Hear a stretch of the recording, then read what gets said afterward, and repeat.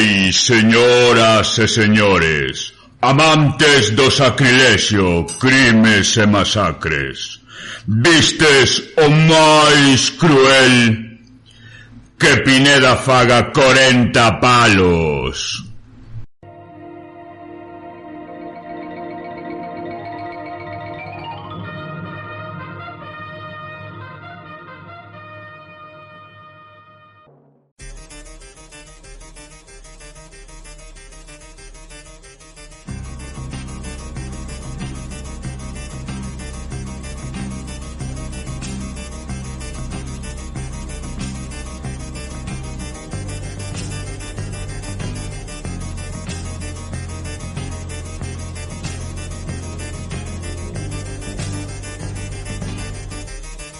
Bem-vindos, bem-vindas.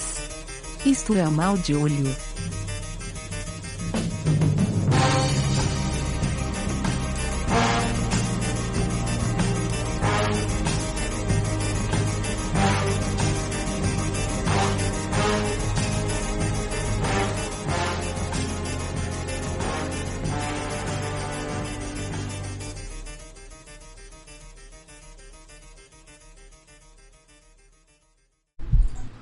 Boa tarde a todos e todas. Este é o capítulo 21. O bon Deus quixo que superásemos a vintena. E con un programa de certa medida especial. Bueno, todo isto son Pineda, estou con Churi, con Miguel. E temos un convidado que é o primeiro convidado que temos aquí, que ten ficha en IMDb. Sin foto. Sin foto. Estamos falando de Carlos Ares. Boa tarde. Hola, que tal? Moi boa tarde. E nada, Carlos Ares, a quen probablemente recorden como realizador de Pepe o Inglés, de Galicia, guionista en produtos audiovisuais como Familia Pita, Mareas Vivas, Fíos, Labregos do Mar, Terra de Miranda, O Nordés. Nada es para siempre. Sí, é verdade. É verdade. Era adapteino, cuidado, adapteino do venezolano ao castellano normal. Como eu castellano, non é tipo que tivo un colega, pero non ves que non se... claro, eu escribía, es que non te dá entrado. Dicía, eso non sería en español, claro, eu non entendía que a xente non dixera, es que non te dá entrado, que fulanito non te dá. E non se di en castellano, non es que non te dá entrado. E flipei bastante, pero joder, ya va, non pongas mal eso. E era adaptar de venezolano, que era unha serie bastante conservadora ali en Venezuela, adaptarlo para intentar aquí facer un pouco máis, claro, porque falaban de cousas dos nenos da xuventude normal, non? E os tíos nos decían, eran curiosos, porque eran venezolanos e argentinos. Os argentinos eran simpatiquísimos, os produtores eran futboleros, eran argentinos pero futboleros, e os venezolanos eran máis... Os argentinos, futboleros? Sí, uf, que raro, era, quen contaba. Pero os produtores, os venezolanos eran máis curitas, eran destos tíos curiosos que tiñan aquí no peto da casaca, tiñan bolígrafos e unha cousa para non manchar o bolígrafo, sabes, que non solo vi nas películas. E ese señor dicía, no, nuestros personajes son buenos e tal, e nos, claro, falar de preservativo e esas cosas parecíalles, no, claro. Entonces, pues sí, pensaban no diñeiro. Debo recoñecer que pensaban no diñeiro tivemos que facelo para poder facer logo a nosa serie, pensar no diñeiro para facelo. Claro, estou moi orgulloso. Hai que correr. Eu confeso que fui un figurante nesa maravillosa produción. Sí. Bueno, pues aparte de estas series y tal que comenté, tamén aparece acreditado en Mundial 78, Verdad ou Mentira. No, hai un error. Ese non son eu. É Carlos Ares, pero ese non son eu. Hai tres Carlos Ares. Hai dos Carlos Ares famosos e eu. Un rapaz de Coruña que é músico, un chavaliño que é músico, pero músico o sea, está a isto de ser unha gran estrela, un chaval de 20 e poucos anos, que é Carlos Ares. Está en Facebook tamén e tal, e curioso. E outro Carlos Ares, que é un grande, non sei se seremos familiares, porque eu tive familiares do meu avó, que se morreron moitos anos, marcharon nos anos 10 do século pasado e 15 pues, cerca da peli que imos comentar máis ou menos, marcharon a Argentina e a Cuba, e unha parte de Cuba, unhas partes marcharon a Argentina. E Carlos Ares é un gran xornalista, un grandísimo xornalista, escribe un tempo en el país, o xornal español, e escribe moito en Argentina, e é moi amigo de Maradona. Ten un libro sobre Diego. Pues igual é este, non? Claro, ese, claro. Un tío moi interesante. E o máis vello que a min... Estaba convencido, joder, co fulero que tal... No, pero no 78 era un chaval. Recordo mundial perfectamente o gol de Cardeñosa, pero non... Teña 12 anos. Correcto. E que relación tes con Serrat e con Sabina? Porque aquí apareces tamén en Serrat e Sabina... Porque este é o mismo Carlos Ares. É o mismo Carlos Ares. Vale. Entendo que por Serrat, sobre todo, ten moita vinculación con Argentina. Dai moito tempo. Creo que Sabina tamén... Pero Serrat de moitísimos anos de facer. De xer ali hai moitos anos, entonces debe ser diso, que colega deles por iso. Vale. Estou en contra de Sabina. De Serrat teño simpatías por Serrat, vedes? Teño certas simpatías, a pesar da súa... Ideolóxicamente non coincide, pero teño certas simpatías. Incluso musicalmente, eu creo que o tío é acompañado de moi bons músicos. Non, Sabina é lo peor. Es un carca vestido de progre. Es lo peor, no. Pois nada, hai un Carlos Ares por aí que está flipando porque aparece acreditado non sei quantas series galega. Sí, cando que mire ese señor, un señor de uns 60 e tantos, 70, escribe de la hostia sobre fútbol, este rollo argentino, escribir bonito que teñen, escribe moito sobre a crise ali en Argentina, un tío brillante. Muy ben. Pois, cando te convidamos e tal, normalmente que convida, excepto, cada vez que falamos coa Raña Vermella e tal, que xa teníamos o filme decidido, normalmente o convidado fai unha proposta de filme para vermos aquí e, eu particularmente non sabía que ias propor porque estás, digamos que o terror non sería o xénero no que tú traballas, máis de comedia, non? máis comedia, e realmente non é o meu xénero preferido. Moitas pelis que me gustan, falaremos de moitas, pero non é o meu xénero preferido. Gostei, claro, esta película que imos falar, por exemplo, outras moitas, sí. Bueno, falamos directamente, a proposta túa é The Night of the Hunter, e, explícanos un pouco por que escolleste. Sí, cando me chamaste dubidei entre The Night of the Hunter ou Jaws, Tiburón, que cumple 45 anos, cumpleu 45 anos esta semana pasada, e eu coñecín o director, o guionista, a Carlos Gautier, conocindo de un xeito bastante friki. Estábamos nun congreso internacional de guionistas mundial en Barcelona e estábamos todos con nuestras cosas. Eu escribirás para sempre, yo no sé qué, una serie en Valencia, yo una serie no sé qué, e había un señor ali humilde, escoitaba todo e dicía, sí, eu fixe unha película, creo que aquí se chamaba Tiburón, sabes? Acentos de frikis, guionistas frikis en nuestras series valencianas y vascas y galegas y madrileñas, todos, yo escribo, daquela non veía el Ministerio del Tiempo, pero imaginemos daquela, yo escribo tal, y todos aí chulitos, todos no sé qué, yo hago no sé qué, y todos flipando, foto tras foto con señor, sí, foto tras foto con Calgote, un tío riquiño, porque, sí, porque era parte muy humilde, sí, no sé conoces una película, yo sé, aquí creo que Tiburón, Dios, conoces, flipamos. Só me ideado vagamente, ¿no? O pensei en Psicose tamén, que fixo 60 anos tamén estes días, unha película. Ainda ben, porque se escolles Tiburón ou Psicose, eso é algo que ninguén falou nunca. No. En cambio esta sí que é certo que menos coñecida, de feito tú, Miguel, non a viras. Non, esta perfección aquí a que facemos antes deste podcast é a primeira vez que, intentei vela, pero veíaseme a trombicóns, é a primeira vez que a vin aquí. É un peliculón, ten moitísimo ritmo, sobre todo, a primeira metade. Os actores, o Robert Mitchum é xigante nesta peli, ten a figura moi dá moito medo, ten unha cara de unha falsedade.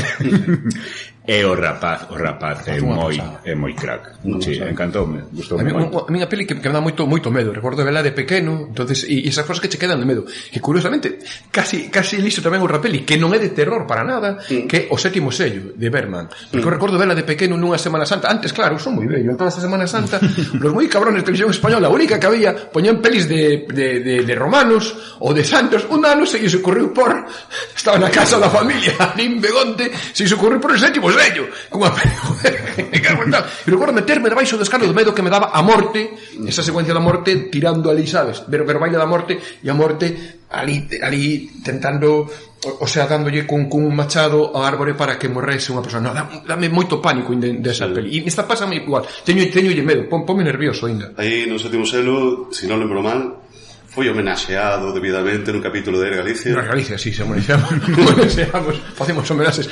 Nunca fixemos un homenaxe a The Night of the Hunter, pero bueno, pero unha peli moi homenaxeable, pero un película que a mí, que, pues eso, elexina por iso, por peli curiosa, única peli que fixo Charles Lawton, por peli que a mí me recorda outras dúas, que non ten nada que ver, pero lembrame, encanto unha delas é con nenos tamén, que Matando el Señor, To Kill a Mockingbird, e la que é de outro xeito, non? Pero bueno, tamén na época da Gran Depresión, que está presente durante toda a película, e tamén As Uvas da Ira, que tamén é unha repito, moi emparentada, non? Sendo unha peli máis progresista, basada nun libro moi progresista de John Steinbeck, que na peli tuveron que suavizalo. O final do libro de Steinbeck, recoméndolo, é o final do libro máis humano, máis conmovedor que leí na miña vida, un libro dos meus libros preferidos, e unha gran película, pero que claro, tuveron que adaptalo un pouco. Ainda así, unha peli filocomunista, si queres, non? Porque era sobre os Oquis, chamados así, despectivamente, xente de Oklahoma, que non tiña traballo ante a depresión, iban a apañar pexegos, como no caso desta película ou laranxas a California. Entonces, eso cambio. Emparentas con para min, parentase con esas pelis, non está? A depresión é unha figura de toda a peli, non? Eses momentos terribles de, joder. Si a min chamoume moitísima atención a normalidade que en plan, uns nenos vagabundos, venga a liscade, así como o máis normal. Morreu xente de fame, xente de fame, non? A Unión Soviética nos años 20, non, que morría xente de fame era en Estados Unidos nos anos 30, onde morría xente de fame, era terrible.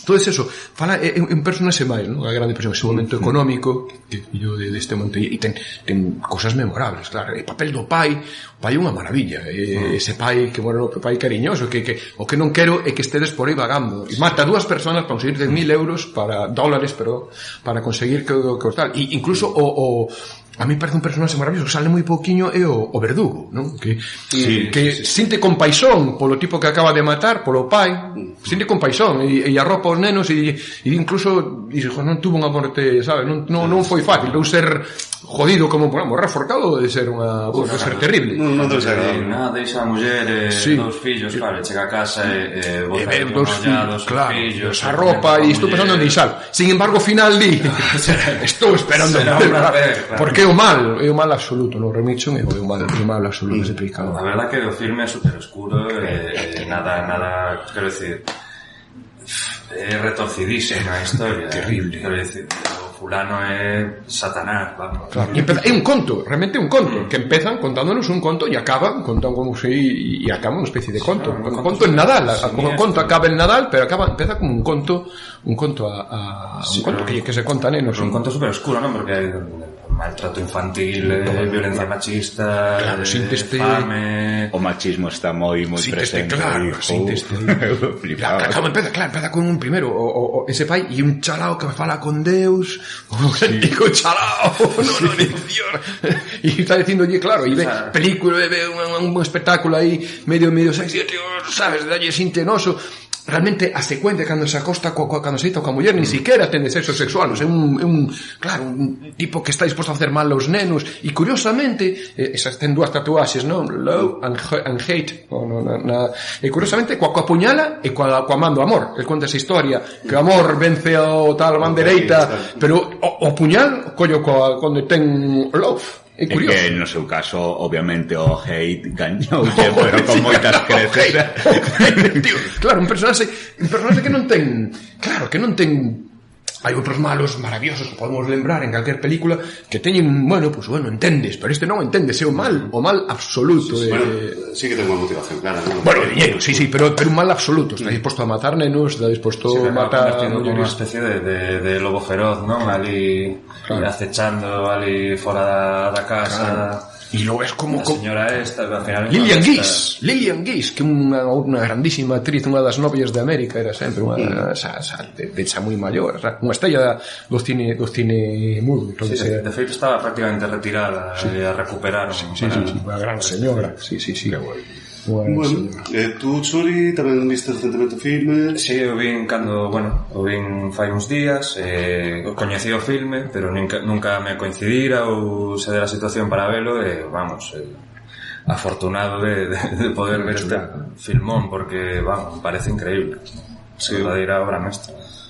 Sinto moita lástima que seña o único filme que ten Charles Lawton, ¿no? Un tío moi curioso, moi raro, ¿no? Decía Hitchcock que fixo unha peli no mar, ¿no? Que como se chama, Náufragos, un naufraxio, e depois un naufraxio dun bombardeo ou dun submarino alemán, están aí e fixa algunha peli tamén que salen nenos, dixo, nunca traballar con nenos, con animais no mar, ou con Charles Lawton, porque traballou con él, creo que era o Proceso Paradigm ou unha destas confúndoas, pero iso que era un insoportable, pero bueno, debía ser que me tiña carácter, ¿no? Sí, pero tamén Hitchcock debía ser bastante insoportable. Igual por eso non lle caía nada ben. Eu creo que especial debía ser Hitchcock e entonces claro, un tío, sí, moi raro, Hitchcock, tío.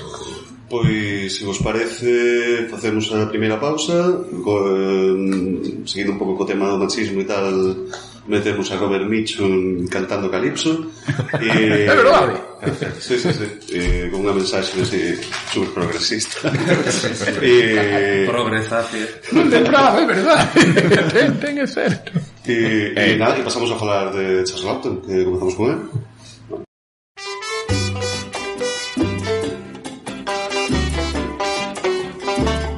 If you want to be happy, live in a king's life. Never make a pretty woman your wife. If you want to be happy, live in a king's life. Never make a pretty woman your wife. Now all you have to do is just what I say, and then you may be jolly, merry and gay. Therefore, from a logical point of view, better marry a woman uglier than you.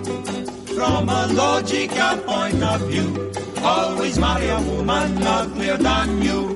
A pretty woman make her husband look small, and very often cause his downfall. Soon as she married there, and then she started to do the things that will break your heart. And when you think that she is belonging to you, she's calling somebody else to do. Man, from a logical point of view, better marry a woman uglier than you. From a logical point of view, always marry a woman uglier than you. But did you make an ugly woman your wife, you can be sure you will be happy in all your life. She will never do things in a funny way to allow the neighbor have the things to say. She wouldn't disregard her husband at all by exhibiting herself to Peter and Paul. Man, from a logical point of view, better marry a woman uglier than you. From a logical point of view, always marry a woman uglier than you. An ugly woman give you your meals on time and try to make you comfortable in mind. A time when you lie sick in your cozy bed, she will both caress you and scratch your head, and not a minute in the night will she leave you alone. It seems she want to melt the coal from your bone. Man, from a logical point of view, better marry a woman uglier than you. From a logical point of view, always marry a woman uglier than you. If a man that's not your friend say that you have no taste, marry an ugly woman above disgrace. One who is cute looking, barbarous and rough, with skin like alligator, bumpy and tough. Pigeon toe, bow leg across in her eye. She got two lips that look like a big bow tie. Boy, from a logical point of view, better marry a woman uglier than you. From a logical point of view, always marry a woman uglier than you. From a logical point of view, always marry a woman uglier than you. Bom, estamos novamente, recordemos, estamos con Carlos Ares e vamos falar de The Night of the Hunter, filme moito recomendável, un grande clásico, vamos, en definitiva. Comezamos a falar, bueno, primeiramente facemos unha pequena sinopse. Temos, bueno, pues unha familia que se ve con pano de fundo da depresión, pois o pai é axusticiado e un compañeiro de cela deste pai é un pastor protestante pirado que pretende quedarse co diñeiro do axusticiado. e entón pues, seduce a muller. Bueno, obrigan a muller a ser seducida por eso. Sí, hai unha presión aí por parte do bueno, sobre todo a muller do matrimonio Spoon. Sí, o Tinder da época. Que logo queren linchar, son os primeiros que queren linchar o tipo. O povo é maravilloso. O povo é maravilloso. Casillas. Pois nada, os nenos saben onde está o diñeiro do botín, do roubo do pai. E entón, pues, este pastor pues, asedia os cativos para saber o paradeiro do diñeiro. E, bueno, falábamos que era o primeiro film realizado por Charles Laughton, o único, non ten máis. Charles Laughton, que, bueno, teño así un par de datos biográficos e tal, non é norteamericano, é inglés, naceu en Scarborough, non sei se pronuncia ben, 1899, ¿no?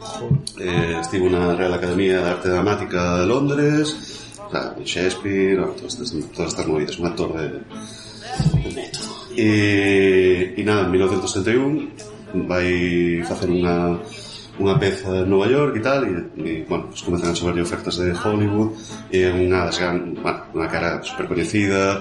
Fixo de Nerón, fixo de... Bueno, un chorro de film. En Espartaco, sai, tamén fai ali de como se chama, non me acordo con personaxe, pero personaxe que ten as esclavas, non? Que ao final dalle a liberdade a compañera de Espartaco, non me acordo como se chama o personaxe. Craso, un personaxe moi curioso, perdón, fai de senador, un senador cínico cheo de esclavas e tal, pero que ten unha certa honradez, no, frente a Craso que Laurence Olivier, ten unha certa decencia, no, de feito morre, ao final suicídase, non? Ten unha decencia, un personaxe aí moi curioso, un grandísimo actor, e sempre con tics que busca, non? Claro, estes actores, claro, é ser moi curioso. E co tempo sempre teño impresión de que foi bello sempre. Sí. Nunca non recordo, sabe, claro, sabe, novo tiña cara de bello, entonces, e logo de bello sí fixo películas aí de... A min eso pásame con Sean Connery. Sí. Sean Connery como que se foi de aos 80 xa. Sempre 40 anos, e agora xa ten, bueno, xa con esa ten 80 e tantos, claro, xa era un James Bond preto dos 90. Por aí, 80 e tantos ten que ter. Sí, joder, foi o primeiro James Bond, non sei cando é o torno 60 Por aí, sí, non era ningún chaval. Justo cando facía de pai de Indiana Jones, penso que lle levaba 9 anos. Creo que 9 anos. Creo que 9 anos. E dicía, como era o pai deste? Pero bueno, pois non pego moito. No ámbito do terror, Charles Laughton ten participado en 3 filmes. Eu vi dos deles, o terceiro non vi, pero hai 2 que son clásicos, son dos primeiros filmes de terror, do cinema sonoro, digamos, non? Falamos de The Old Dark House, que non se controlades, é un filme que, bueno, unha xente que está chovendo moito, non sei que, se refuxia nunha casa e bueno, na casa pasan cousas, non? Hai un señor que está fechado nun cuarto, hai un criado que é Boris Karloff, se non me equivoco, que, bueno, que é así sinistro e tal, bueno, digamos que os que rexentan esa casa, pues, son peculiares. Estamos falando de 1932, nese mesmo ano tamén participa como Dr. Moreau en Island of Lost Souls, un clásico tamén, unha illa, o señor este pues, fai experimentos hibridizando, ¿no? Humanos e animais. Moi bizarro. Vin a decir a nova, a de os 90, Marlon Brando. Eso, era bueno. Pero ten varias versiones. Sí, é un filme feito varias veces. E depois ten outra que eu desta non sei nada, se chama The Strange Door, ¿no? A porta extraña, ¿no? De 1951. Non ni idea. En cada caso, 2 anos máis tarde de Strange Door, en Estados Unidos, pues, sae o romance de Davis Group, bueno, non teño idea de como se pronuncia, que é un relato encuadrado no Southern Gothic, o gótico sureño, que está basado nun asesino real, un tal Harry Powers, son un nome parecido, vamos. Sí. Que foi executado en 1972, un ano antes,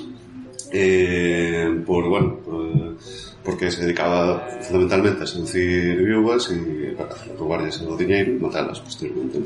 Penso que matou a 2 mulleres e 3 cativos. Sí. E, é o típico serial killer que se chama asesino de corazón solitarios. O sea, hai como unha tipoloxía que hai xente que se dedica a facer isto. E nada, o xente literario Harold Matson envía unha copia do libro a Paul Gregory, un produtor de Broadway, de cinema, de tal, que é amigo de Charles Laughton. Produtor independente, non destes grandes produtores como unha destas grandes mayores, pero sí. E entón, pasa a copia a Charles Laughton, os dos adoran o libro e tal, e entón se proponen eso, leválo a adaptación cinematográfica. Laughton, cando leo, dixo que era un conto de fadas perverso, que le encantaba, e se puxeron, reuniron os tres, o produtor, Charles Laughton, e o escritor da novela, que aparte é moi guai porque o escritor fixo como deseños, de como el vía a novela, e entón o Charles Laughton flipou con eso e hostia, pero isto é boísimo e tal, entón empregou eses deseños no storyboard, o sea que parte, digamos, a idea visual do filme deriva do propio autor do libro.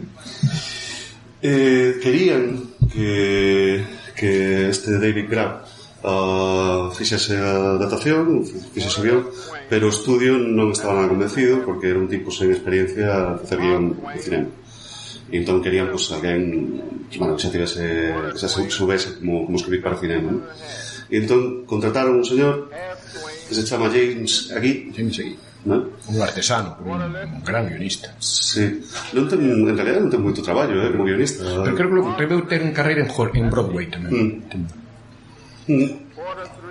Pois eso, un señor que aparte foi contratado parte por ter experiencia, parte porque as súas raíces, sea Kentucky ou de Arkansas, sitios así, e entón pensaron que a súa experiencia vital tamén podía ligar un pouco coa historia que se contaba.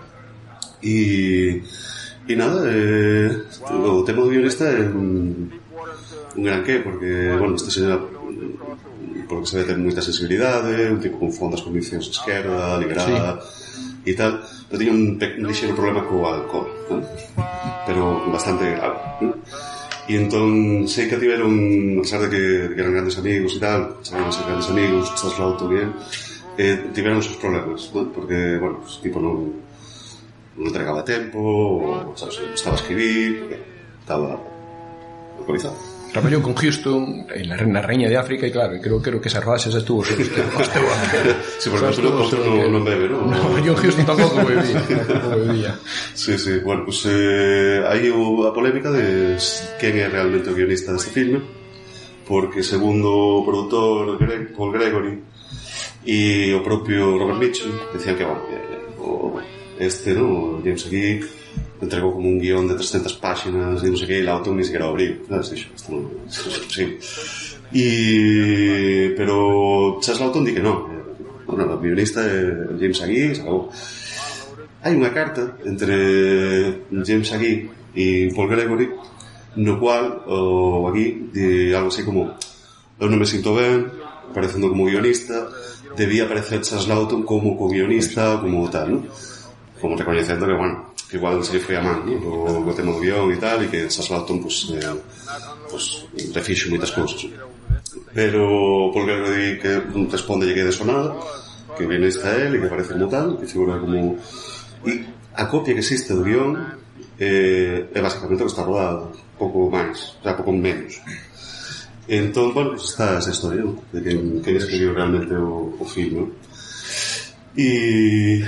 Unha peli moi de director, porque o guión desto escribir, claro, hai un montón, non ten demasiado diálogo, pero claro, todo máis hai que escribilo, todos esos camiños, todo eso, esa cosa que ten cos animais, que saen moito, máis a ver se suave con eso, imaxes aí poéticas, non? Incluso a imaxe poética é terrible, non? Pero o cadáver da nai ali no leito do río é unha imaxe poética, claro, como borracho, digo, non me botar a as plantas do fondo, eso, como tamén decía o tío dele, que despois está aí, que falando ao retrato da muller, tiñas que ver o pelo que parecía como a erva na pradeira, claro.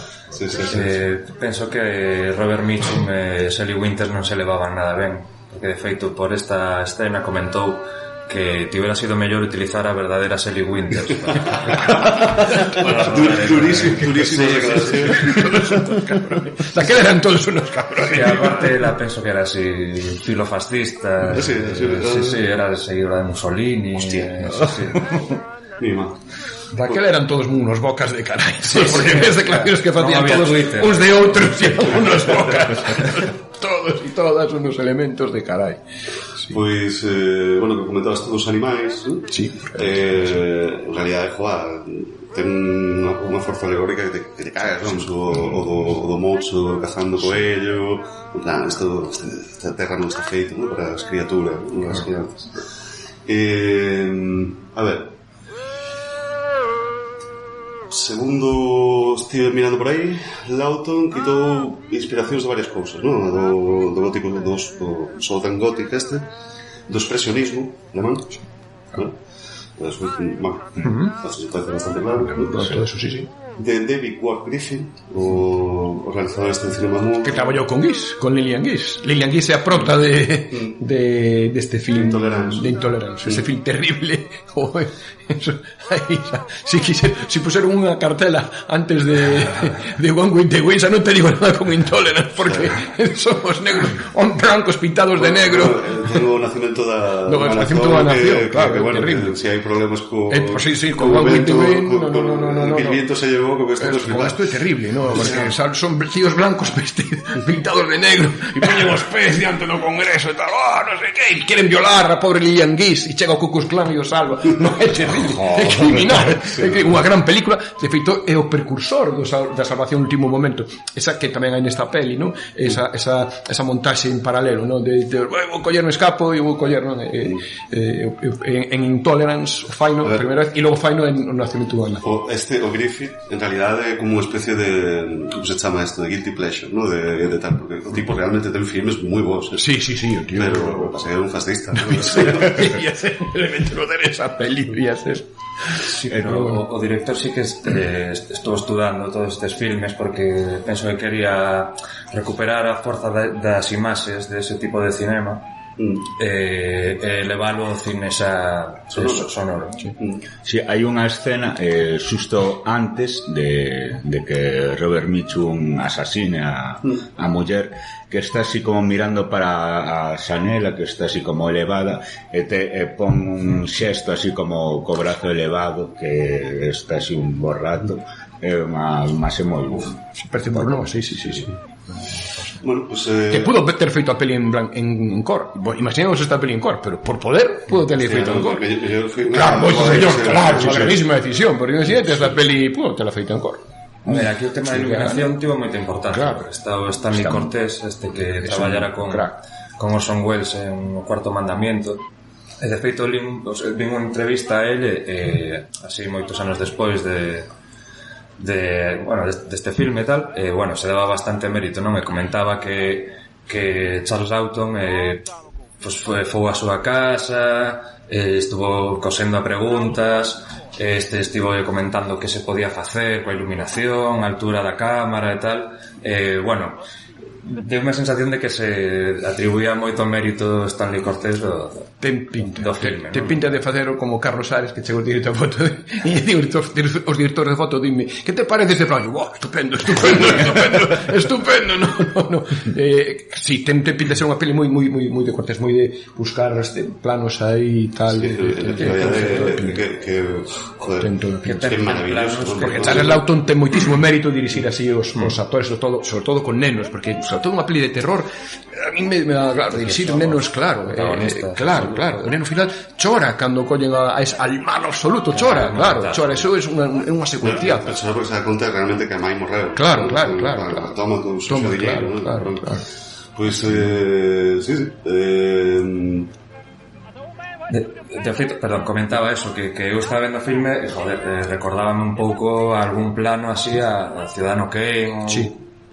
De feito, hai un momento que é un tipo de toma que lle chaman ID shot, que como que se pecha, non? Casi como nos debuxos animados. Sí. Solo utilizara previamente en o Cuarto Mandamiento tamén. Sí.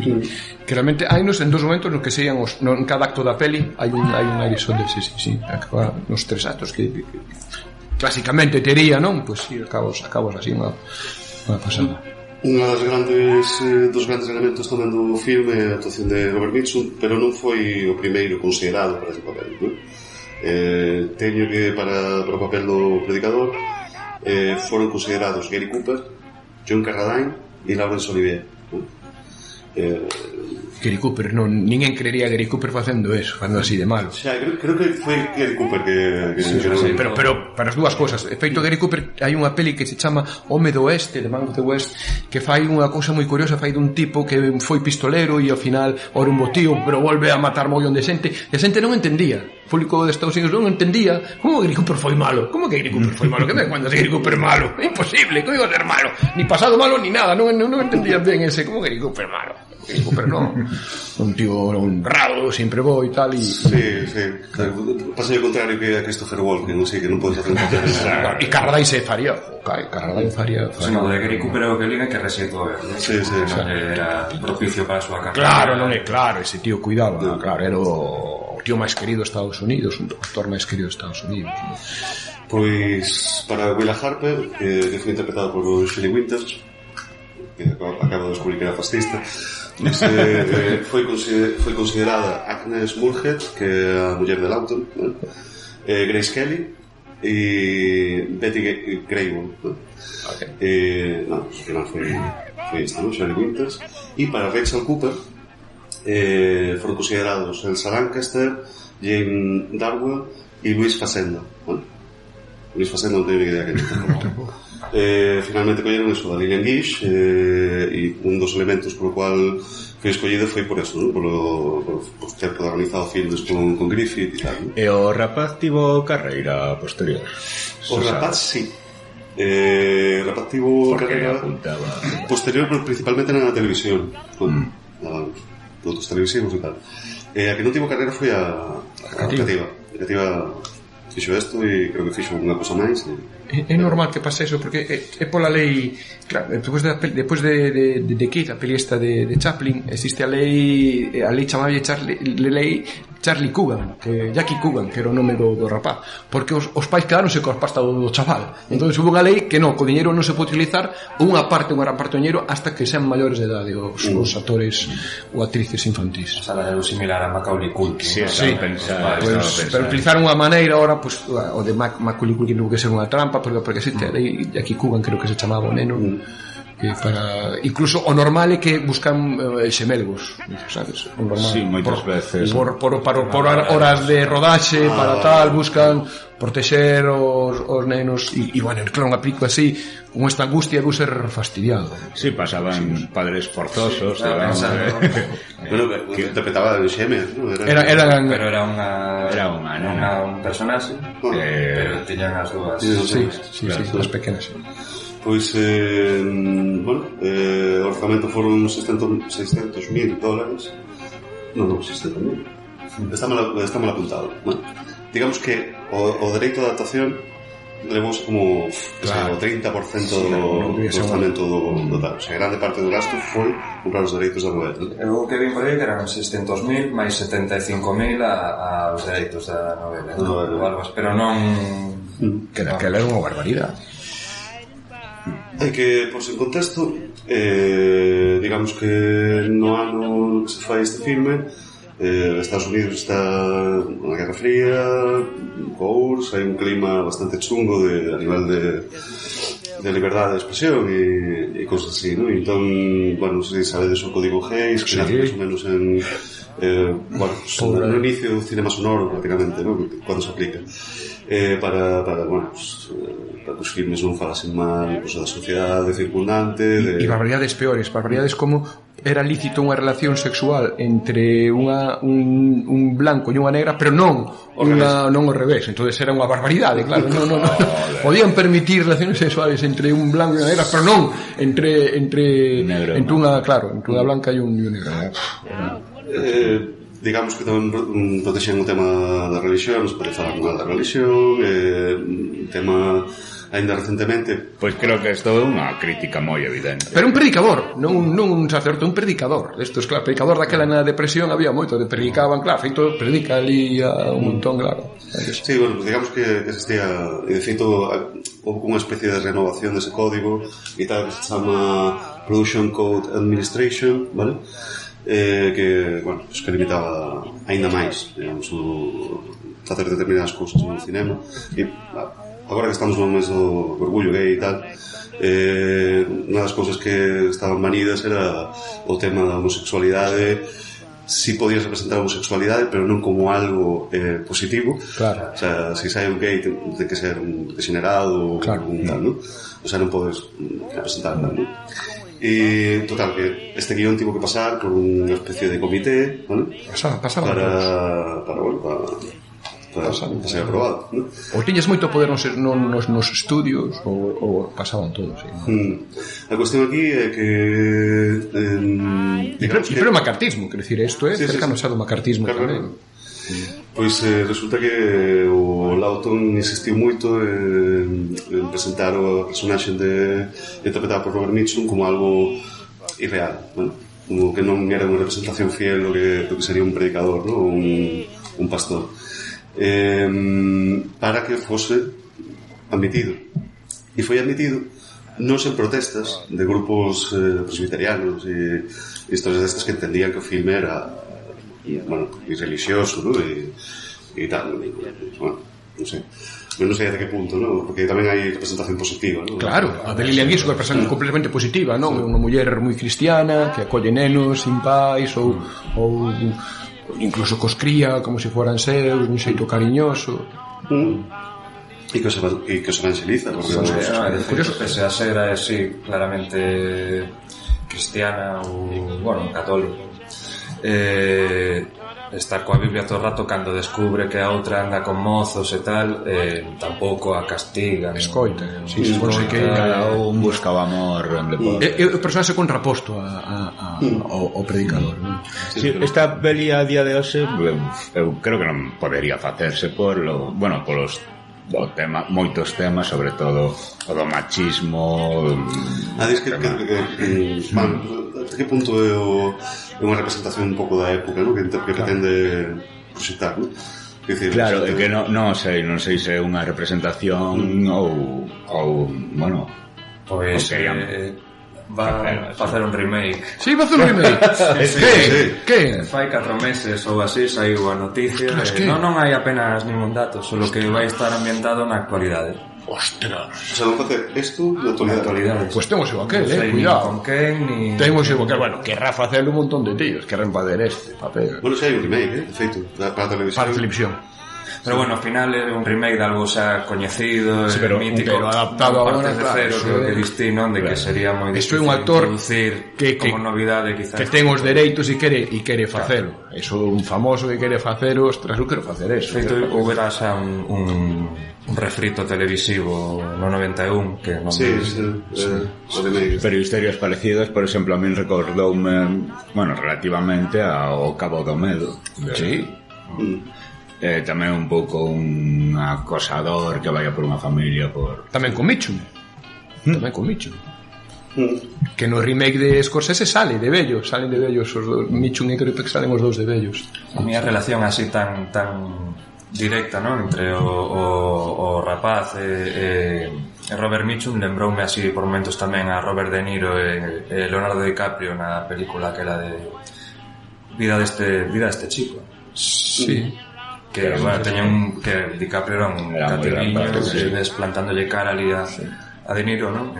El lembroume pola relación e tal, non? A película, claro, vai por outro. Pero de comedia como de época moi cortiña, moi chula, que cando está Lilian Gish cos nenos E un momento a nai dunha vai ali a visitalo, o sea, que unha camarera, ves, claro, e Lilian Gish os mira, non vais a asustar, pero sabes, non lles di, isto é a tua nai, non, pero non lles di tampouco a parda, non, claro, es que unha nai solteira ou que me abandonou unha, claro, están as mulleres que sí, e logo diela e depois teño que cuidar, claro, e ela di algo así, non, mulleres, claro, é con presas completamente diferentes, non, a bondade e con tal frente a maldade absoluta de todos modos, como tópicos aí do gótico do sur e tal, sí que hai non hai unha representación tampouco positiva da sociedade, de tolerancia, do fanatismo religioso e tal, porque, bueno, o que comentábamos antes, ¿no? Al final toda esta turba enfurecida que quere linchar a Robert Mitchum e tal, ¿no?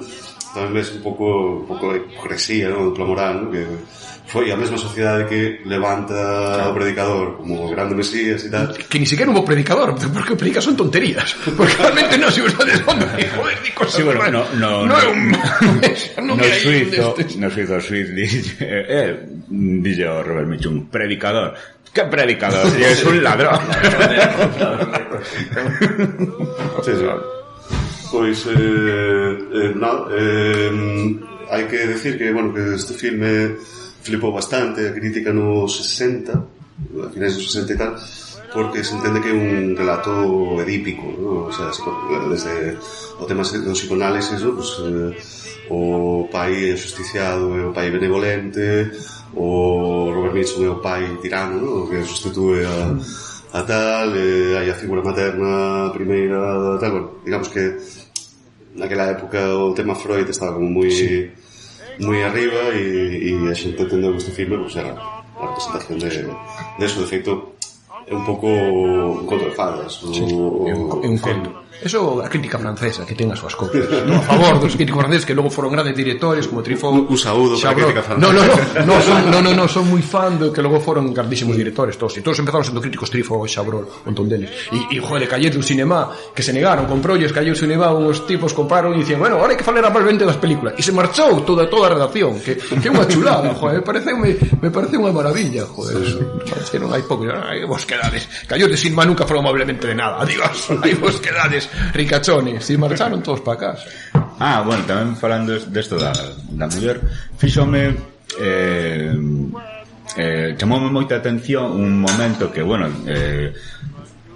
nos o vimos subtitulado e tamén na versión en castelán que anda por aí, que di, estou feita toda unha facha. Sí. É verdad, é verdad. Claro, pero que e tiña doble, ¿no? Non sei que refixo en inglés, non me lembro como por así, pero non é raro traducir así todo feito unha facha. Estou supoño que para que lles coase ali no. Pero hostia, porque ela é totalmente alienada por o fulano até que está ali a punto de ser asesinada e non. Bueno, prácticamente se entrega a morte, ¿no? Totalmente, sí. E predica con él, que decir, sí, que vai predicar con él e cousas, bueno, inventadas entre... Bueno, un pouco o que se coñece, ¿no? O gaslight, ¿no? A manipulación psicolóxica de facerte creer cousas que son evidentes que non foron así, ¿no? Claro. Esto era camiño de Deus dixo que tiña que pasar isto e agora teño a outro para que me salve. E dices, pero... claro, espabila. Llega a salir a palmar, pero vamos. É todo un estenón, porque meten a cortinilla esta e seguido de esos rapaces ali dormindo e tal, escoitas un automóvil, non? Aí que se pira e tal, e como, hostia. Sí, de feito, bueno, non sei, a mí pareceume, agora eu xa había, igual hai unha década que non vimos este filme, pero non sei se hai unha certa representación da modernidade así como algo meazante tamén, ¿no? Para a comunidade no que se desenvolve a historia, porque o anuncio, digamos, da chegada do predicador e tal é un tren, ¿no? Sí. Super ameazante, enorme, ¿no? Grabado de tal maneira que chega unha forza. Sí, como que chega algo indestructible, ¿no? Que avala os cimentos, ¿no? Do rollo, a propia representación da cidade, ¿no? Como un sitio así pecaminoso. Sí, que el di algo así como non vou ser capaz de matar a tantos pecadores. Claro, que é un maníaco, el se puidese o faría. Que ao principio sae como nun espectáculo de un baile e tal. Claro, sabimos que non tiña ningún tipo de deseo sexual, estaba aí en plan a ver se te podo matar. Hai algún tipo mellor de frustración sexual aí ou... Sí, vale. Porque realmente ele está aí vendo o espectáculo non? E tal, bueno, ves que mete a man aí na gabardina e tal, bueno, saca o coitelo e tal, que é así como un símbolo fálico, non? E tal, e logo cando está na noite de bueno, cando casou coa Sally Winters e tal, negase a ter relacións, non? Entón, Sí. Oye, topa a navalla e di, homes. Sí. Son veciños. Los hombres y sus galletas. Entón, o tema de love and hate nas mans, nos dedos, eso que é moi visto até agora, é originario desta peli. Eu diría que sí, non? Eu diría que sí. Eu diría que sí. Claro, por eso. Eu diría que sí. De feito, se mirades en IMDb, ¿no? Moitas das relacións que ten este filme con filmes posteriores son copiar ese detalle, ¿no? Aí en Rocky Horror Picture Show,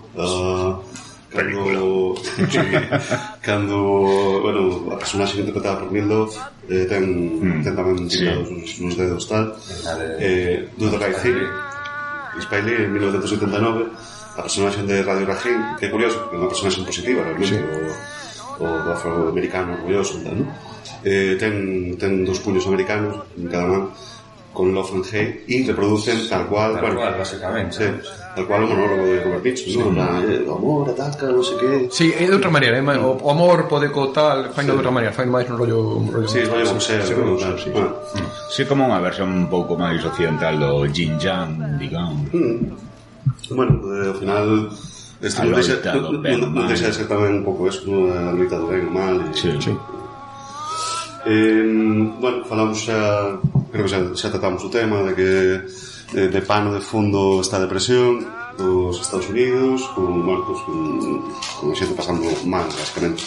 Non hai un discurso moi explícito sobre eso no filme, porque non é que mencionan unha vez o pai para decir non quero que os meus fillos. Bueno, e os nenos que están por aí e pasan unha casa, non que fan tantos nenos por ir polas ruas, claro, os pais abandonábanos porque o meu pai está en Detroit, as que nos paran aí no río, non? É unha muller ali dándolle unha pataca, tantos nenos, durísimo. Sí. Bueno, de onde ao final esta xente meridional e tal de Estados Unidos e principalmente a partir desta época son os que encontran máis tarde como vai atrás, no lixo branco, os brancos pobres, ¿no? E xa viñan de algún modo desde a pérdida da guerra, digamos, entre o norte e os estados esclavistas do sur, unha zona que arrastra problemas de desenvolvemento económico, o sea, son unha parte máis desfavorecida de algún modo, ¿no? de Estados Unidos.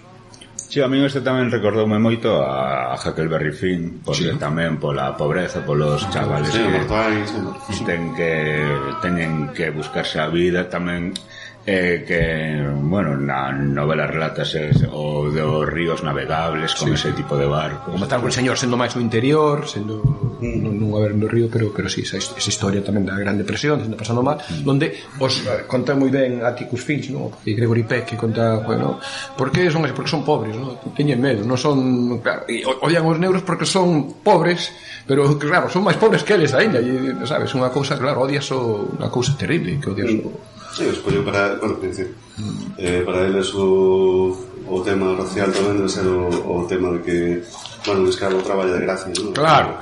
Estos eran esclavos e ahora cobran como a min. Claro. Eran esclavos, hai dúas xeracións, claro, cando estas pelis totalmente ausente, racial aquí, claro, sí, non aparece un negro ni no, pero claro, ambientado nesta peli dúas xeracións anteriores eran esclavos, que si habría algún aínda vivo ou mesmo fillos, que foi fainada, ese odio contra os pobres é moi actual, é terrible, pero é así.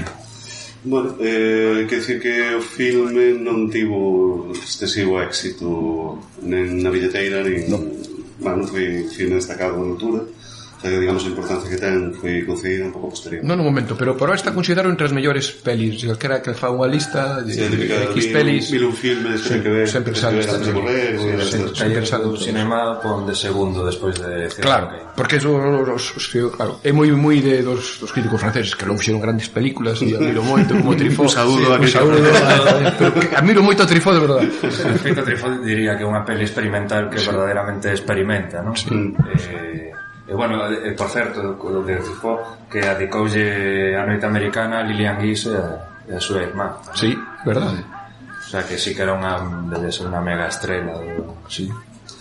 Pois, eso, digamos, da importancia que históricamente se concedeu con posterioridade, o filme influiu, teño aquí, non vexo como, pero bueno, se ha recoñecido por eles, ¿no? Por Rainer Werner Fassbinder, o realizador este alemán. Non soporto. A mí me gusta, ten cosas que me chulan, que me gustan, pero sí. Robert Altman. Sí, claro. O sea, eso.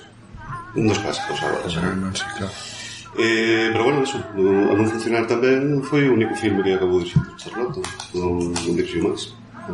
Tamén tuvo unha carreira longuísima como actor, que bueno, cando non te funciona unha peli, pois digo, algo sigo. De feito, elixía as pelis, elixía moitas pelis. Tú tienes a proxectada a seguinte peli que quería facer, que se chamaba The Naked and the Dead, pero quedou tan descontento e desilusionado co fracaso deste filme que pasou a dirixir en Broadway, onde despois diría que estaba moito máis cómodo porque podes ir facendo cambios sobre a marcha ou ir mellorando, tocando guións, e que os filmes, claro, unha vez nos faz...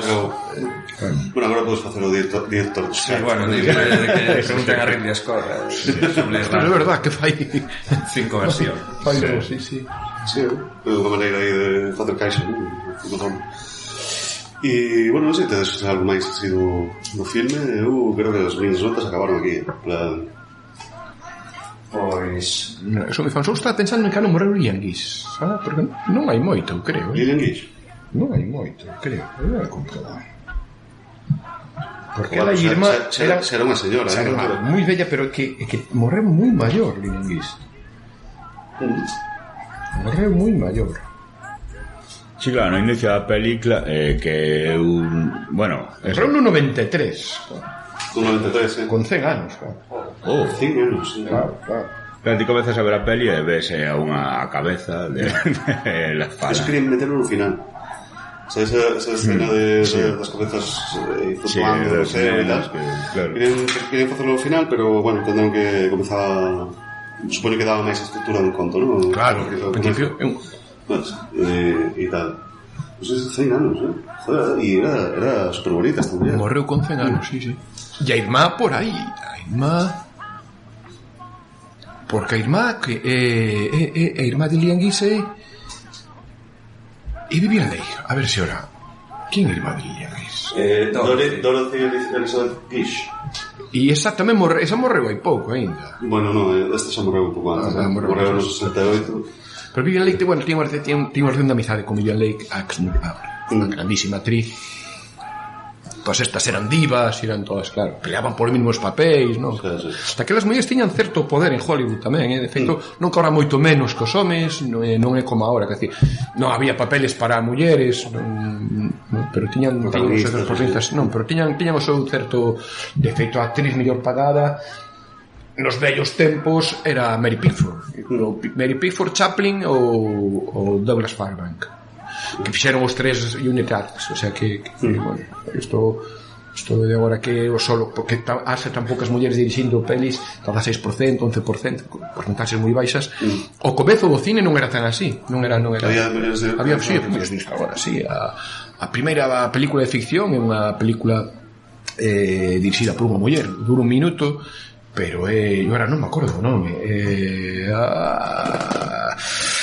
un nome sempre falo dela, igual gran directora para reivindicar Alice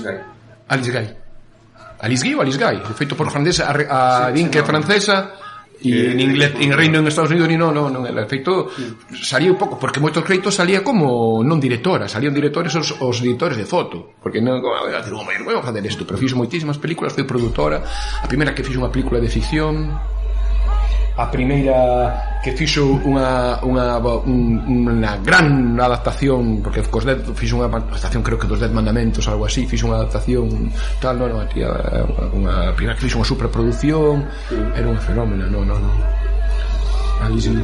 Pues, bueno, é un pouco sorprendente de feito porque esta é unha idea que teño para o ano que ven, xa falaremos e tal, non? Pero igual en febreiro molaba facer Woman in Horror Month, xa fixemos un pouco en febreiro, e realmente non hai, no mínimo no xénero de terror, hai moi poucas mulleres. No xénero de terror é o que menos mulleres hai dirixindo.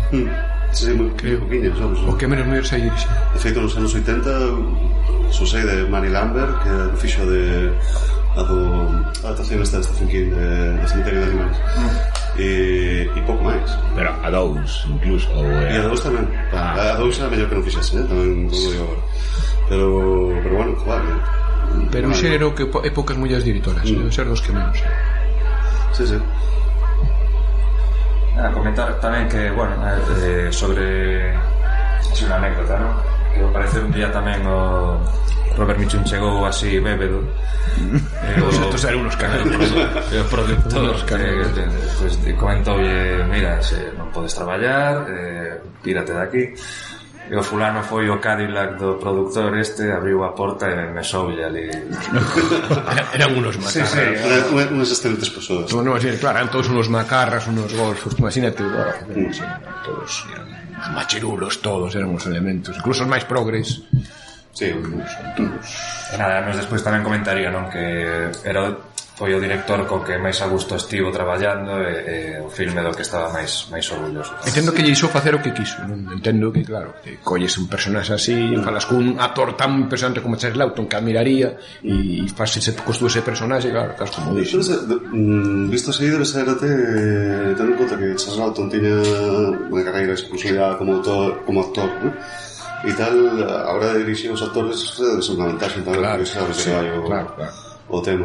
No, e escoitas a Charles Lawton non é como escoitaron a Charles Lawton, que fixo isto cando era un chaval. Claro, un realizador igual que non ten esa experiencia, non fai non sei, un payaso vai me decir a mí, ti que sabes. Sí, pero claro, este sí que sabe, claro. Todo arte dramática, non? A respecto de eso, sí, todos destacan que había moi bon clima na rodaxe, que a verdade que Charles Lawton se desvivía un pouco os actores e tal, e probablemente a única que non está de acordo sexa Cativa, ¿vale?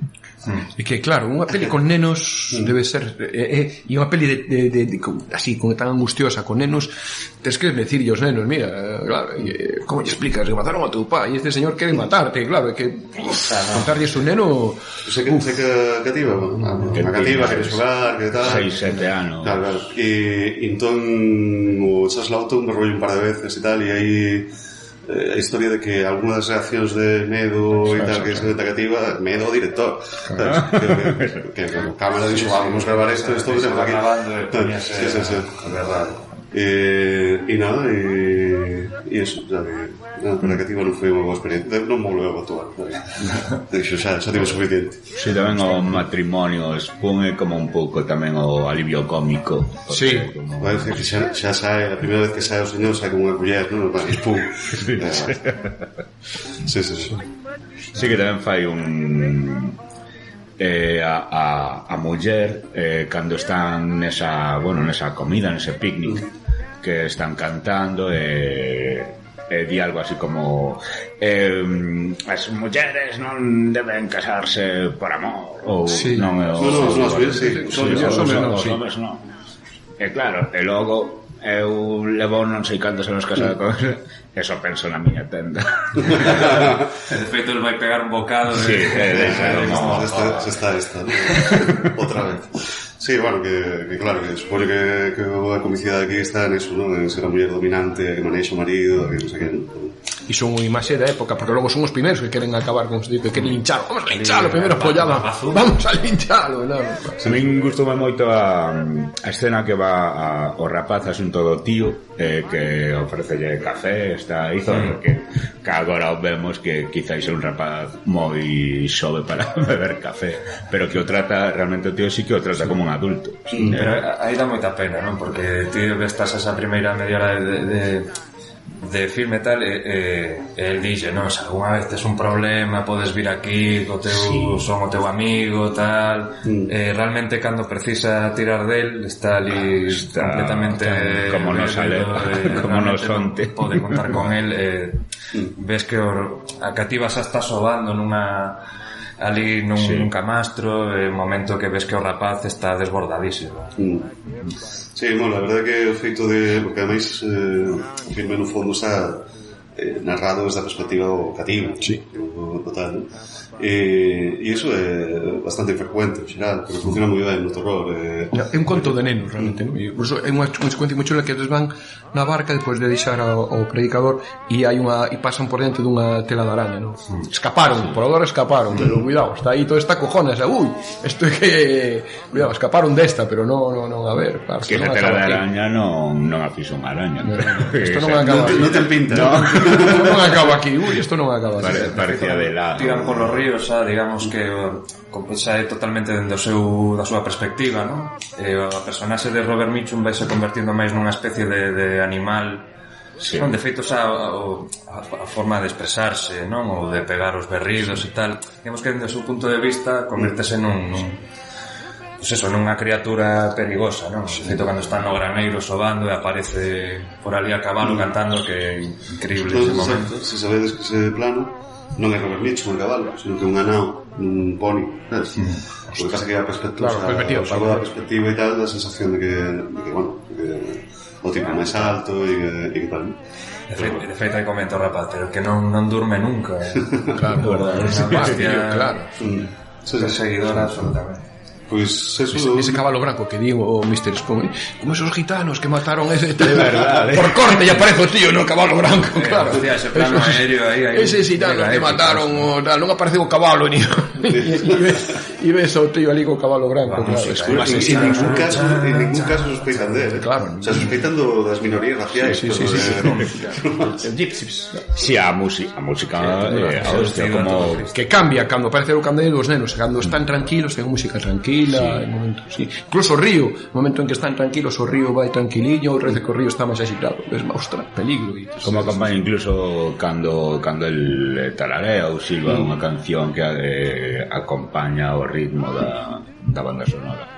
A min a banda sonora é moi... É como eso que explicaba cando comezamos a ver o filme aquí, que isto só a cine, é dicir, como totalmente unha verdad que música de cine. É difícil encontrar aí un que, non? Este filme, porque en realidade todo, non? A imaxe, a interpretación, o acompañamento sonoro, realmente é unha maravilla, vamos, non? Bueno, non sei se vos parece que comentemos as escenas máis preferidas ou as que vos chamaron máis atención. Complicado, a miña é unha chulísima, que Lilian Guis coa escopeta e el cantando a mesma canción, os dous, ese é un planazo. Ese é un planazo. Sí. Además, como xoga nese momento, o feito de que chega ela co candeeiro, e entón, claro, non brutal. Cando retira o candeeiro só non está ali, onde está este, non? Como deslumbra a imaxe ca luz e de repente xa non está. Que movida, brutal. No teu caso, Miguel? Sí, bueno, probablemente o que comentaba antes, eso de a complicidade que ten co tío que vai aí a visitalo, que, bueno, está tamén ensinalle a cousas sobre a pesca, e que o trata como a persoa maior. De feito,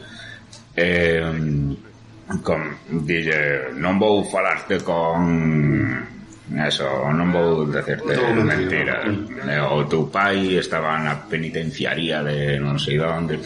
Si, gustoume moito, pareceme entrañable, pareceme que ser igual, non sei, non teño ni idea, pero igual naquela época un cativo desa idade, nas circunstancias económicas que había, igual xa era un adulto. Sí, é que é probable, claro. Imagínate andar buscando por aí comida como andaban todos por aí tirados, claro. Sí, eso xa viviches todo. Cando tes 20 anos xa és un vello. No, era mira os chavales que tontean coa rapaza, non? Era como son chavaliños aí tal e son botarates, claro. Serán tíos da depresión tamén, quero dicir, da gran depresión, o sea, os pais non terán juro, eles non teñen, en efecto non teñen para invitalo a un helado. Invítame un helado como él, claro. Está moi helado.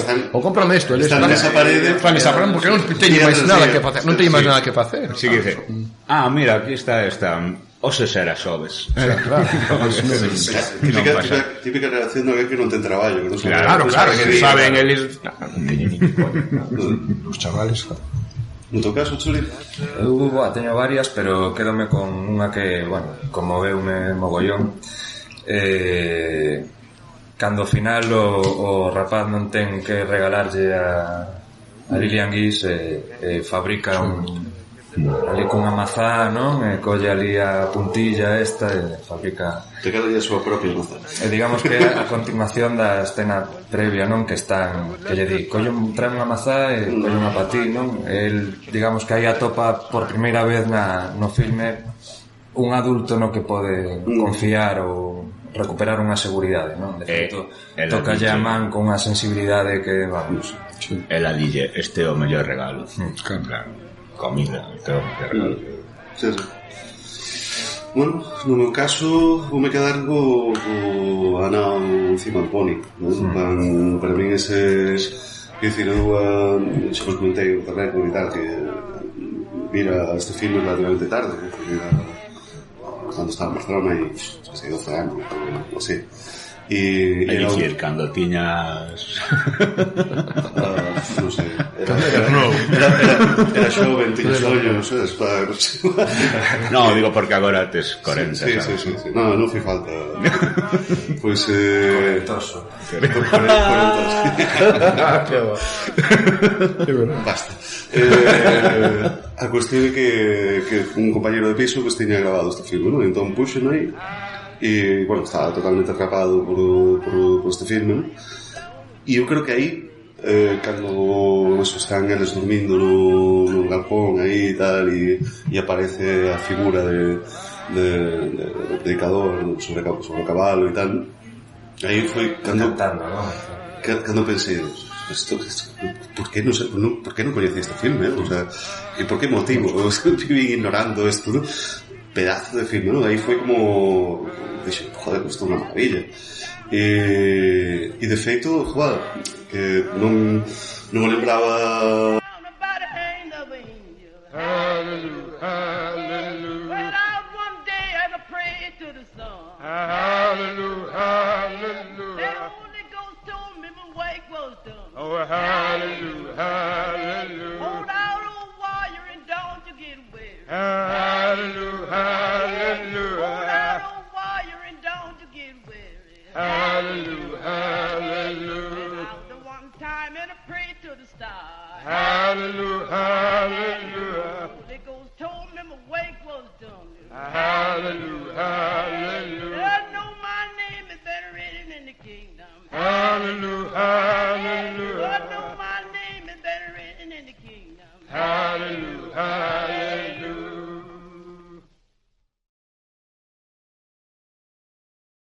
Couldn't hear nobody pray. Oh, way down yonder by myself. Couldn't hear nobody pray. In the valley. Couldn't hear nobody pray. On my knees. Couldn't hear nobody pray. By myself. Oh, couldn't hear nobody pray. Oh, Lord. Couldn't hear nobody pray. Oh, couldn't hear nobody pray. Way down yonder by myself. Couldn't hear nobody pray. Let's move.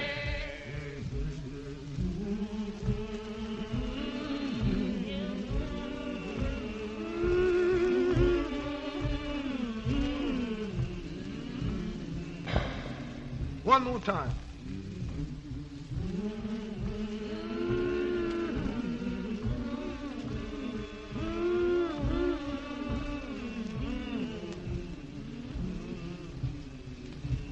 Yeah, man.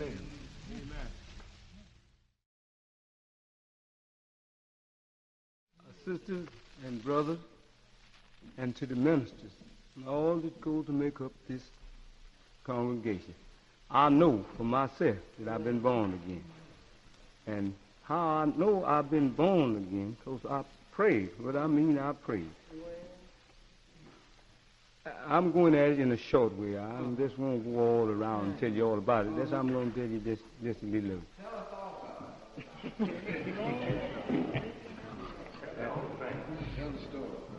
Well, I know I've been converted. I was converted in 1900 in Tennessee,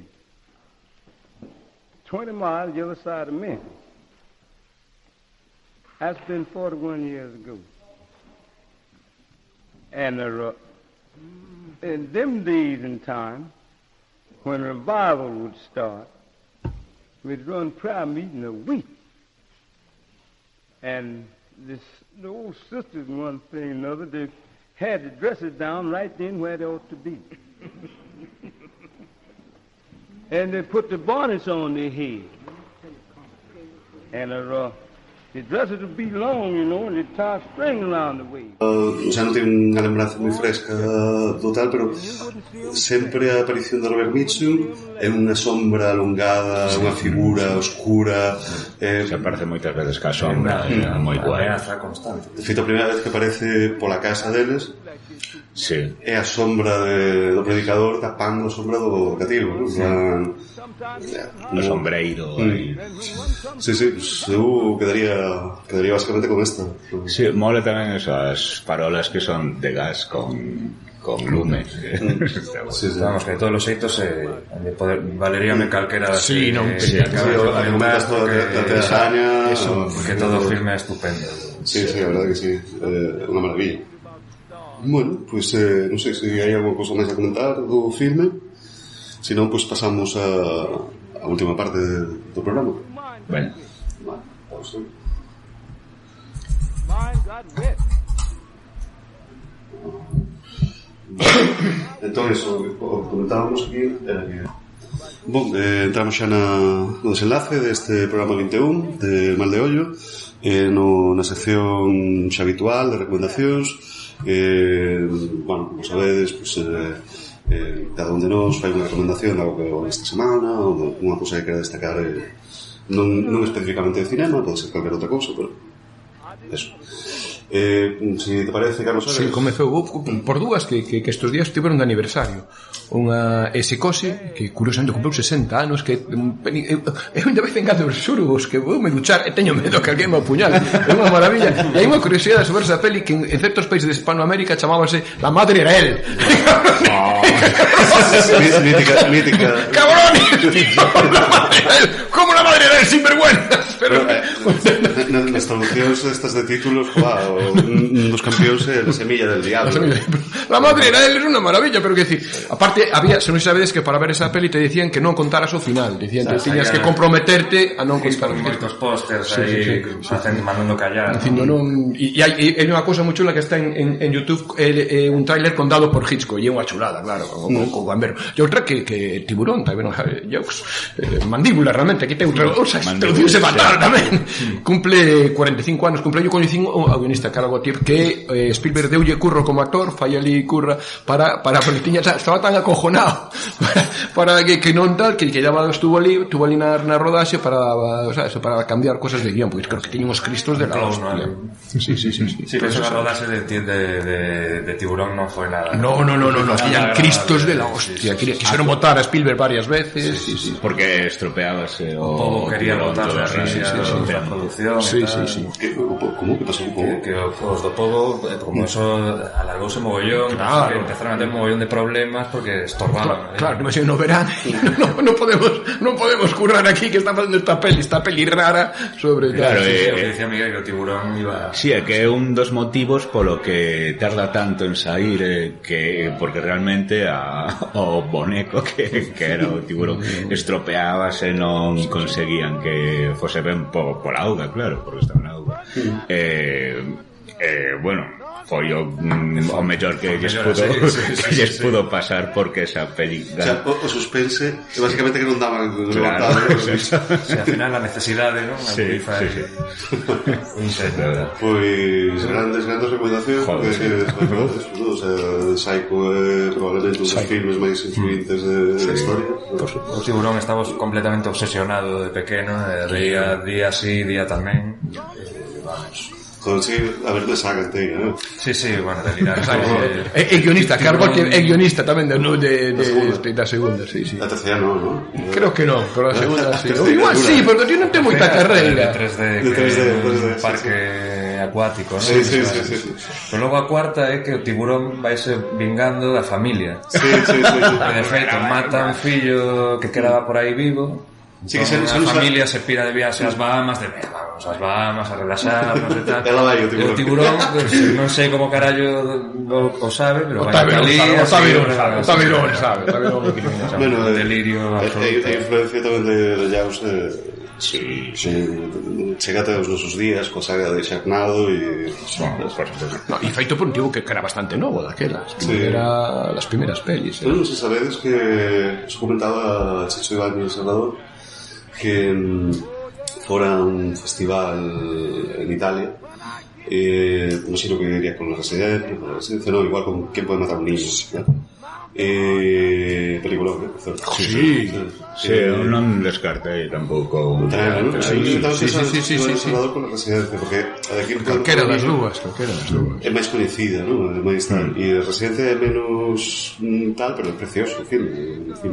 Non había eso. Pois nada, que foi ali co seu filme e tal, non? E había un rapaz xoven que presentaba unha produción e tal súa e ao final gañou o Chicho Ibáñez Salvador, non? E todo o mundo estaba como destrozado, non? En plan, tipo finxindo, en plan, típico que faz, aplaudes e tal, pero se nota, non? Que estás fodido e tal, non? Entón foi o Chicho Ibáñez ali, non te preocupes, hombre, que sigue traballando, do cinema, non sei que chegarás longe un pouco. Claro, eu sempre reflexiono sobre Tiburón, a historia é o típico telefilm de sábados pola tarde, pero cunha boa man. Eu non sei se a segunda ou terceira peli, porque a primeira esta historia maravillosa do camión, que pensei entre ela tamén. Duel. É unha maravilla de peli tamén, esa primeira, e non sei se a segunda é Jaws ou 1943, que a dos aviadores estes en a guerra contra Xapón. A respecto do que di Miguel, Duel sí que é un telefilme. Duel é un telefilme. É un telefilme, o que pasa que digamos que tamén foi unha relación super problemática e tal, porque tipo quería ter máis liberdade creativa que normalmente que se cede un telefilme, ¿no? E foi un follón, porque se gastaba un mazo de pasta e tal, pero joder, o sea, o resultado pero quedaron tan contentos co resultado que penso que chegou a sala. Tu percorrido na sala, sí, tu percorrido na sala. Pois moi ben, anotados Psycho e Jaws. Curiosamente, esos barbudos salvaron Hollywood, porque, claro, as pelis dos anos 70 en Hollywood eran unha full, hasta que chegaron os barbudos, Spielberg, Lucas, Scorsese, Coppola, esos barbudos salvaron. As grandes produtores decidiron apostar por esos barbudos, os tíos novos, que, joder, revolucionaron o cine, ¿no? E tanto. Sí. Pois, Miguel, en todo caso. Pois eu quero recomendar, un podcast que non precisa, creo, recomendación, porque probablemente sexa do máis popular ou o mellor tamén para min, dos que podemos escoitar, en castelán, porque en galego é este, claro. Sobre todo, máis que o podcast, o último capítulo, que o podcast é Todopoderosos, o último capítulo falan de George A. Romero. Todopoderosos, claro, un podcast no que están Arturo González Campos, que é un cómico, un gran comunicador que fixera a parroquia de Monaguillo co Monaguillo. Tamén está Rodrigo Cortés, un director que fixo pelis con De Niro. Está Javier Cansado, que, bueno, pon Dios, Deus absoluto. ponlle a nota cómica. Juan Gómez Jurado, que é un novelista, un bestseller de éxito agora. Entre eles 4 teñen unha... Bueno, son uns cerebros, explican todo moi ben. Teñen eso entre humor a sabiduría, sobre todo, bueno, a mí flipame moitísimo Rodrigo Cortés como explica todo, como de repente estás a escoitar un tipo que parece que o sabe todo, e te explica, ten moito cine ese tío dentro, ten moitísimo cine, e o explica todo perfecto, e tamén aparte de director, tamén un músico, sabe de todo, desto de que te abruma de como te explica. Bueno, eso, o último capítulo é sobre George Romero, que temos aquí un poquito de George Romero. É verdade, escoitarei aí que son seguidores, que o Romero tiña familia aquí na Coruña. Escoitei iso. sí, que o director do CKI que é familiar de Romero. Isto non sabía, eu sei que non sabía.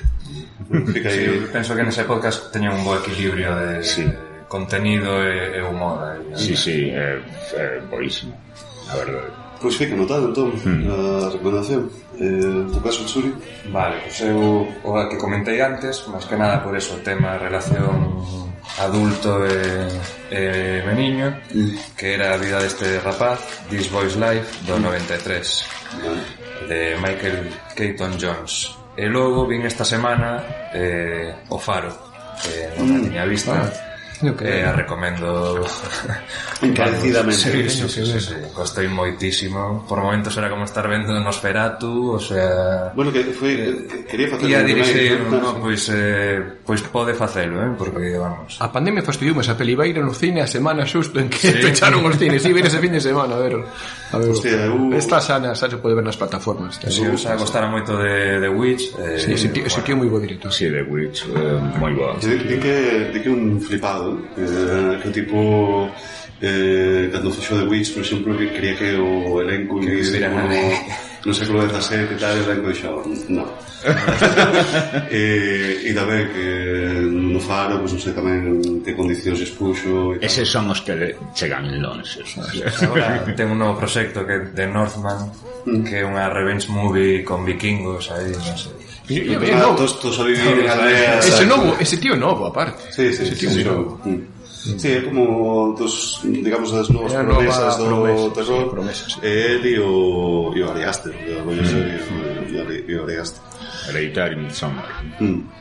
Que de feito, bueno, logo esta vira en Sitges, o Faro, e hai experiencia brutal, e ademais era super raro porque como está grabado nun formato de prácticamente un cando se fai oscuro perdes a noción do tamaño da tela, ¿no? O sea, plan, estás vendo, cando se apaga, estás vendo un filme así, pero realmente cando hai luz, ¿no? Pues, hostia, pasou aquí, ¿no? E nada, comentar que Willem Dafoe está inmenso, Robert Pattinson está inmenso, o sea, penso que... E se está, porque non hai ninguén máis. Penso que se gañou xa quitarse a etiqueta de crepusculito. A verdade é que o tipo, como actor, joder, sí. Non estiven todas conmigo, porque cando comecei a ver o filme e comezou a William Dafoe a peidar durante toda a... Isto vai ser moi duro, Sí, porque pasa, non sei que viste tú o filme. No. Pero o personaxe que interpreta a William Dafoe, un mariñeiro de volta de todo, nada en pello xa, e, bueno, mariñeiro, non? Cortador de faro, non sei, traballador do faro, farero. E, joder, está peidando todo o filme. De feito misturan esos momentos así moi épicos, ¿no? Con grandes monólogos, hostia, de repente con insultos de 5 minutos. Sí. Tú esa bandeja de no sé qué, fillo de unha puta, que no sé cuánto, tal, 5 minutos, sabes, hostia. Tamén ten unha cara, unha expresión que é moi guai. O branco e negro deste filme, as sombras, que é impresionante. Que guai. Cara angulosa. Pois fican anotados tamén estas recomendacións. Eu tamén teño un par. Teño unha clásica e vou dicir unha de agora. A clásica non había e, bueno, experimentei ver esta semana, que é It's Alive, O Soa de la Recol, de 1974.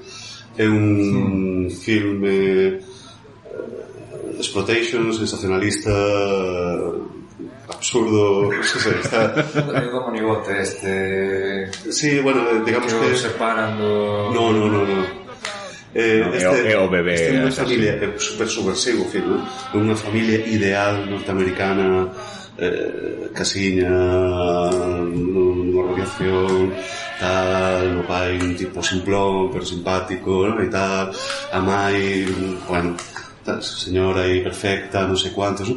E ela está, bueno, está grávida, ¿no? Aí está esperando un fillo e tal, ¿no? E eles xa teñen un fillo, ¿no? Debe ter, que sei, 12 anos, non sei, ¿no? Bueno, pues resulta que a mai pare con unha especie de mutante que mata a todo o hospital e entón, digamos que a familia debatese entre axudar a policía a matalo, o sea, a cazar o fillo, ou protexelo, porque no fondo é o fillo deles, ¿no? Hai un cariño, ¿no? A pesar de que se xa un mutante. Normal. Bueno, rin mogollón, un filme moi divertido, o sea, non é especialmente gore, que é sangue e tal, pero non é un filme que destaque por eso, ¿no? Destaca basicamente por o humor, creo que ten un trasfondo cómico moi divertido, ¿no? E, bueno, la Recol xa ten varias destas, ten un pouco o seu campo, ¿no? A recomendación contemporánea de agora é un filme que, se non estou errado, estreas en salas agora. Non sei agora como están os cinemas, non sei se pode ir a cinema. No, podes ir desde a fase desde a anterior fase, desde a fase 2, podes ir con distancias, pero as distribuidoras son tan sinvergüenzas, son tan malos, son mal absoluto, que están esperando que pode ir toda a xente, están esperando a peli de Bond, a última, desde abril. Entonces hai unha morea a espera da peli de Bond, a última. Sí. Entonces están esperando a que os cines se podan encher para claro, son unos sinvergüenzas, son el mal absoluto, claro. Sí, que seguro que baixaron os prezos para incentivar. No, el capitalismo máis relativo. Agora están as pelis que estaban antes da pandemia. Claro. Pelis clásicas están poñendo, non están esperando. Non hai estrés. Porque claro, non poden estarlas aquí e antes que en Estados Unidos por mil cousas. Bueno, históricamente eso debía chegar agora nos cinemas, non sei que, feito a mí en Filafilia, que parece que se escena 12 de xuño, o sea, que foi agora, que a semana pasada. Un filme austriaco, pero podía ser, o sea, non, Austria non aparece en caso, pues que non está en Inglaterra ou así. Digamos que se chama, bueno, el filme chamase Little Joe, ¿no? Está dirixido por Jessica Hausner. Mira, antes que falamos de mulleres, das pocas mulleres realizadoras que había, pues aquí temos unha, ¿no? É un filme un pouco extraño, porque trata dunha muller que traballa nunha especie de laboratorio onde fan flores, ¿vale? O sea, fan ingeniería xenética e tal, e crean flores, ¿no? E están creando como unha para un concurso de flores, ¿no? E entón, bueno, pues, ten un colega de traballo que está secretamente apaixonado por ela e tal. Ela é máis solteira, bueno, solteira, está divorciada, ten un cativo e tal, descuida un pouco o fillo porque está como moito centrada no traballo e tal.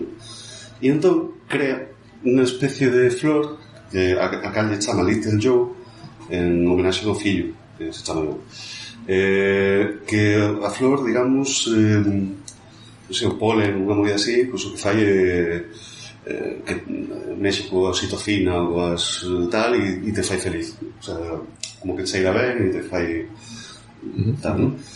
E entón, pues, digo, joder, pues mira que teño un fillo aí descuidado, non sei que, vou roubar unha flor do laboratorio e vou a regalar como detalle, tal, ¿no? Bueno, a flor ten efectos secundarios, digamos, ¿no? Os efectos secundarios son que digamos que coloniza as persoas que cheran o polen, ¿no? E os convirte nunha especie, como unha especie de versión moderna da invasión dos ultracorpos, ¿no? Digamos que todo aquel que cheira a flor se convierte como unha especie de soldado da flor, ¿vale? O sea, defende a flor por encima de todo, ¿no? De feito, a flor ataca as outras flores con polen e as destrue. E a flor manipula a xente para expandirse, para protexerse e expandirse, ¿no? Interesante. E entón, claro, hai unha do laboratorio que lle di a esta, ¿no? A tua flor é malvada, chunga, ¿no? Manipula a xente muda, ¿no?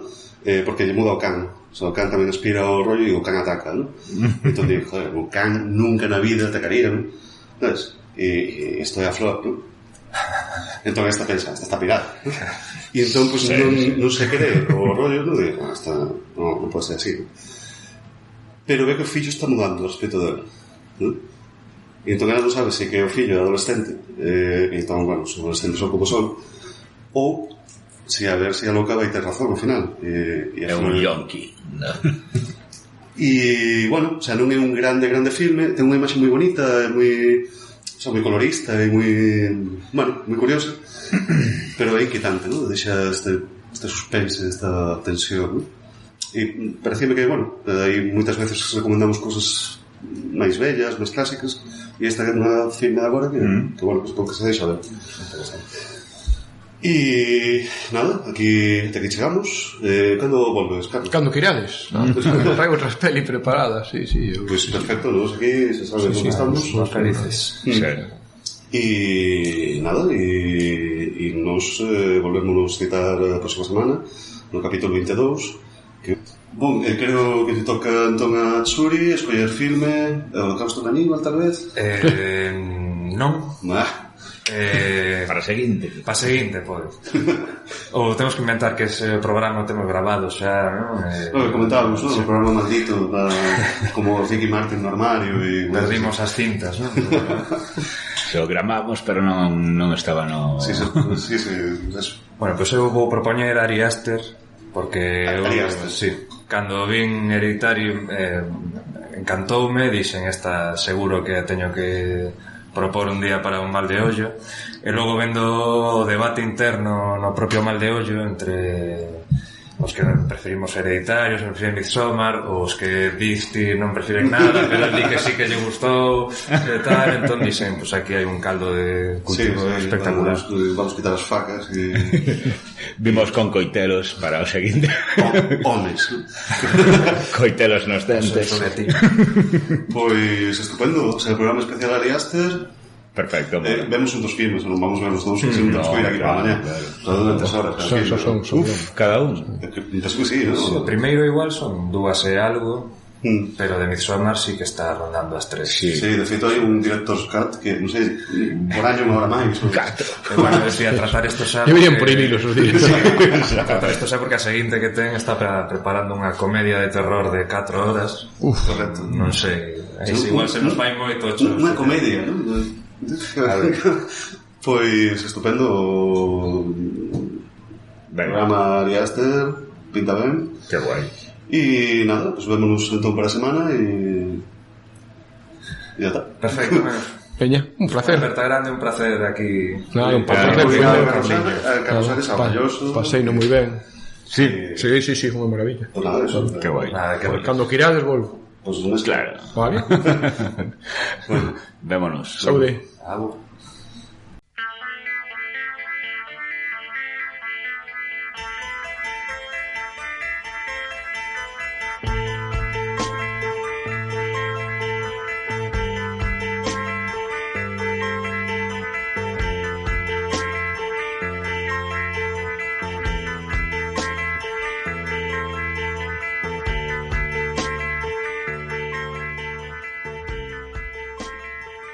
Vostedes acaban de escoitar Mal de Ollo Podcast.